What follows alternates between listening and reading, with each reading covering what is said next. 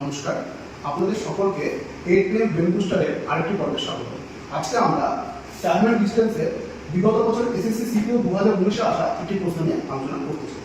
তো প্রশ্নটি কি বলেছেন যে এক ব্যক্তি 5 কিলোমিটার পার আওয়ার বেগে 20 কিলোমিটার দূরবর্তী কোনো স্থানে যান।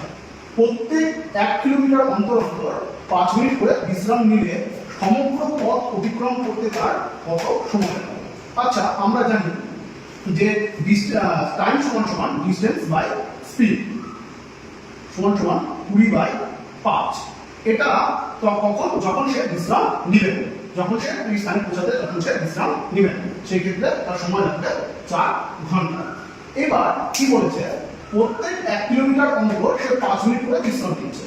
তাহলে সে বিশ্রাম কতবার নিতে পারবে? সে বিশ্রাম 19তম বার নিতে পারবে, কারণ 20তম বারে সে গিয়ে পৌঁছে যাবে। তাহলে সে কতবার হচ্ছে সেটা থামবে বা বিশ্রাম নেবে? 19 বার। কত মিনিট করে?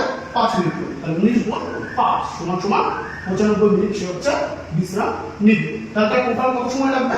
4 ঘন্টার সাথে আমরা এই 95 মিনিটটাকে কি করবো? যোগ করে দেবো। তাহলে সময় লাগবে 4 ঘন্টা যোগ 95 মিনিট সমান আমরা জানি 95 মিনিট মানে 1 ঘন্টা 35 মিনিট। 4 ঘন্টার সাথে যোগ হয়ে যাবে 5 ঘন্টা 35 মিনিট, অর্থাৎ অপশন ডি।